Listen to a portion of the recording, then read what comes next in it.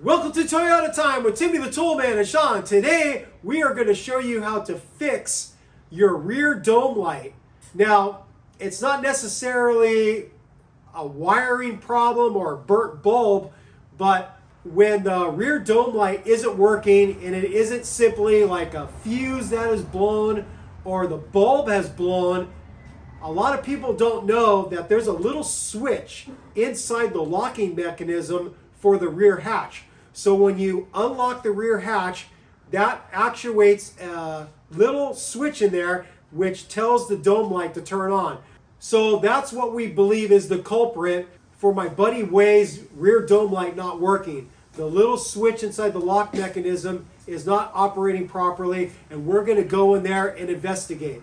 One last thing that I want to say before we get started is we are filming two jobs at the same time. We're fixing the dome light issue, but we're also fixing a broken hatch glass that happened away when he was helping somebody in the Mammoth area. They got stuck in the snow. He hooked up to a really small strap that they had with them, and the strap ended up breaking and springing back and breaking his rear hatch glass. So when you see us pulling apart the rear hatch area to get access to the lock mechanism, you might see some glass falling out, and that's because we are repairing the glass at the same time we were shooting this video. So just saying that so you're not confused as to what's happening when you're watching the video. All right, let's get out to the truck. So the first thing Way's going to do is remove the plastic cover that is going to expose a 10mm bolt so he can remove the hatch strap. It's just two clips on the side that holds it in. We'll come in here and you can see the 10mm bolt he's going to remove next.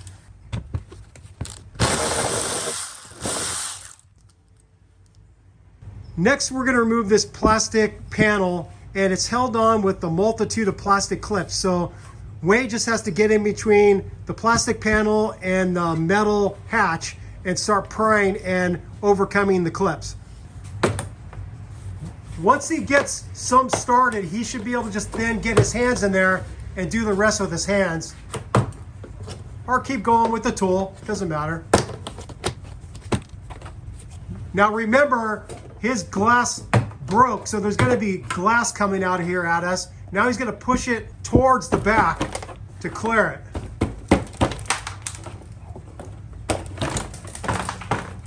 And he has an additional electrical connector here. This is for being able to operate the rear hatch glass while he's in there sleeping, because he's got a sleeping platform.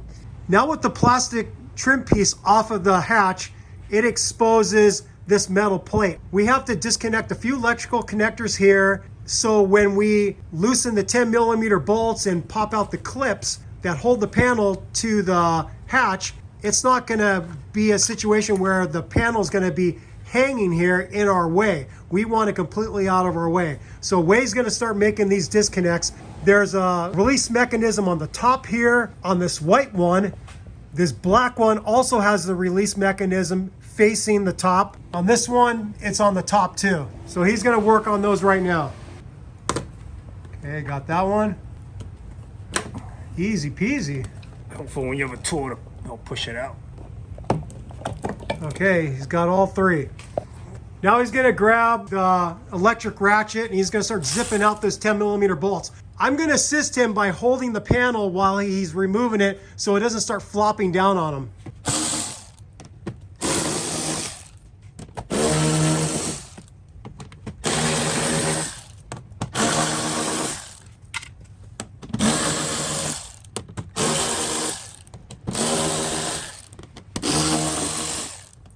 Okay, all the bolts are out, and there's some clips here. There's one here, and then there's one right there. So he might just be able to slide it forward and free it. There he goes. Okay. So now I'm going to support this. He's got some clips here that he has to get a needle nose pliers and pry those out. So he's going to squeeze those and free them of the metal panel. There's one final clip that's pointing upward towards the metal plate, and Way's gonna get in there with the needle nose pliers and free it. And then that should be the last thing, and we should be able to get this whole harness free of this metal plate. So to get this clip out, he had to squeeze from top and bottom, not from the sides. And that's how he was able to free the final clip from this panel. So now that we have the panel free of the electrical connectors, we're gonna work on getting the lock mechanism disconnected from the hatch. If you follow the wires in here, you can see them right here. They're taped together with yellow tape, and there's a lead stud that connects here, and then there's electrical connectors. So Way's gonna disconnect both of those, and then we're gonna come back here and remove these 3 12mm bolts and remove the lock mechanism. So he's got to rotate the lead in to where it fits through the slot, just like that. And then that just pulls out, just like that.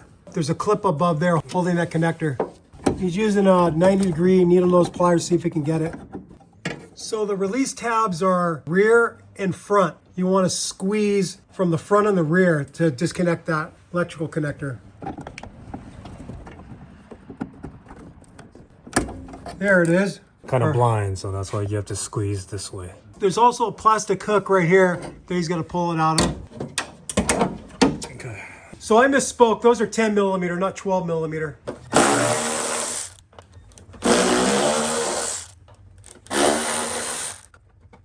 Okay, he's got all 3 bolts out. I should be able to fish that out. There it is. Now what we have to do is we've got to peel away this rubber backing to expose a couple rivets, because what we want to do is we want to separate these halves so we can get in there to the little electrical connector that lets the computer know that the hatch is open to turn the dome light on. So that's why there's an electrical connection. That goes to that little switch inside here to let the dome light know when the hatch is open so it turns on. So Way's gonna peel this up. It looks like it's stuck on there a little bit with some type of glue. Well, let me ask you this. Once you break the rivet, how do you put it back together? It just snaps back together and the bolts hold it.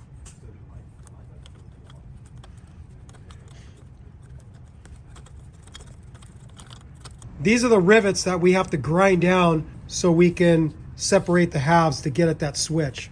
So Way's gonna use my Milwaukee die grinder with a little grinder disc, and he's gonna grind these rivets down flush to where we can separate the halves of this lock mechanism.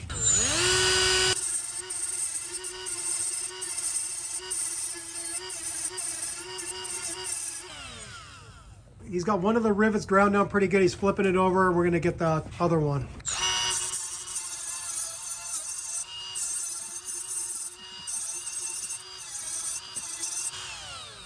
So we've got the rivets ground down. We're gonna see if we could get in there and separate it. They need to be ground down more. End up bending it. Yeah. We did a little more grinding. We got a pry bar. Way's gonna strike it with a hammer, see if we get separation.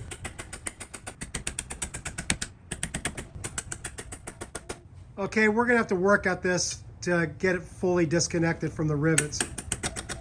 We had to do quite a bit of prying with pry bars and screwdrivers. We finally broke this one free. We have to get the other side free. Pry on that side. It's coming.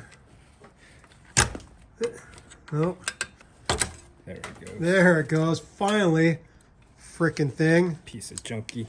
Pain in the ass. So that's the switch that lets the dome light know when to turn on and shut off. So we have to get this free and then clean it up a bit and then put it back together. So we're seeing a wire that broke here off of the solder connection here. So was it broken before we pulled it apart? Who knows?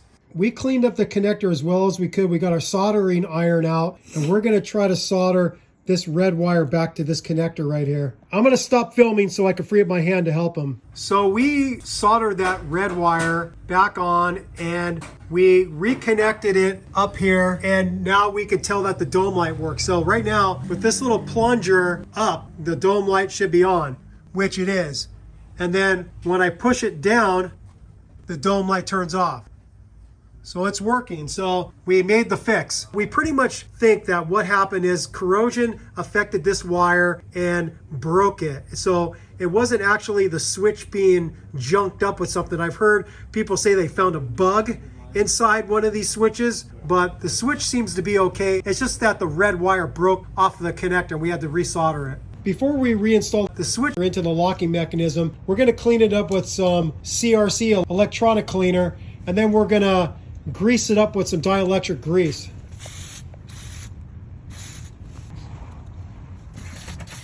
So he's just using some dielectric grease and greasing it up a little bit here. Shot your wad on that thing, man. Okay. You were backed up. All right. We good now? You must have had a case of blue balls, man. Back to the adult channel? So now we got to get the electrical connector back in there that operates the dome light. Gotta seat in these little slots. Okay, there. The wires go through a little slot right here so they don't get captured. Now we got to put this thing back on here that we tweaked pretty good. But the idea is the bolts now bolted to the hatch are going to hold together. We can try to snap this together over the rivets. It should work halfway decently. To put the two metal halves back together, we used a big channel locks and we just squeezed it to where the rivet kind of popped into the part that we removed to access the switch, and it's holding it together. Now what we're going to do is grab some black spray paint and spray paint it so this doesn't rust. Putting it back through. And then Got to get the bolts started.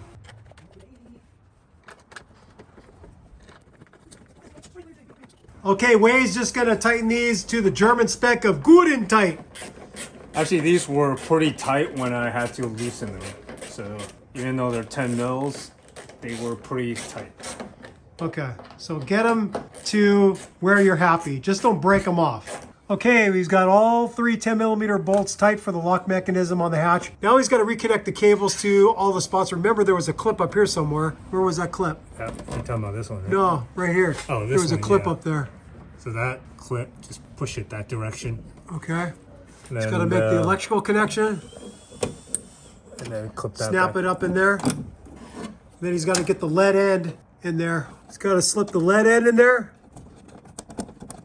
And then he's got to pop that in there. Okay. All right. Now to test it. So you can see the dome light is still working. That's good. He's going to close it and see if the lock works. It's closed. Yeah, okay, it still works. Yay! So now we have to get the panel back connected with the electrical connections and work on that. We pop back the wires right in here. You see the little nub there. It fits up in through a hole, and you pull tight enough on it, work it up. It gets to where it's affixed and this thing won't flop down on you. So now we got to get the metal panel in place. The wires go right through this gap right here. And so he slipped it into these plastic clips, and then now he's going to get the bolt started, and I'm going to help him by holding it. And you get the idea. I'm going to stop filming. So we're going to get the plastic panel back in place. We've got the window all the way down, and Chris is holding the window away from this part so Wade can fit that in. Okay, go for it.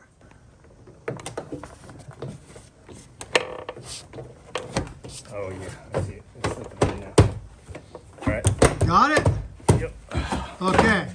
So now all you have to simply do is snap in all the clips. And Wade doesn't want to do that because he plans on messing with some wiring back here for his little mod that he can operate the window from the inside. So we're not going to fully snap it in, but that's what you would do. Just pop them in there, just like that. All right, we are all done with this job.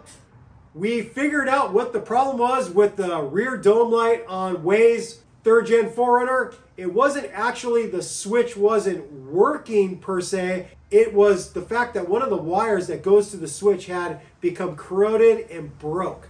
So a little simple soldering of the wire back to the connector, and boom, goes the dynamite. The light works again. That's how you can fix it, by grinding off the rivets and getting access to the switch. If you don't want to do that, you could go to a wrecking yard like a pick and pull, and maybe you could find a functional one off a wrecked rig and pull it out, and then just replace it. You don't have to go through all the grinding of the rivets and all that rigmarole. You know what I mean? So it's up to you how you fix it, but we wanted to show you how you can actually separate that lock mechanism to get access to the switch so you can figure out what's going on. With all that said, we thank you for watching Toyota Time with Timmy the Toolman and Sean and special guest Wade. Thank you for watching. Thank you for subscribing. If you haven't subscribed yet, what are you waiting for? Click on that subscribe button and also click on that notification bell if you'd like to be notified when we put up new content on our channel, which we are always putting up cool and informative and helpful and sick mod videos on our channel. So don't miss out. Peace out, happy wrenching, sick mods, and sick dome light repairs on your 3rd generation Toyota 4runner. Bye-bye. Don't miss out. Don't miss out on the content. Don't miss out on the dome.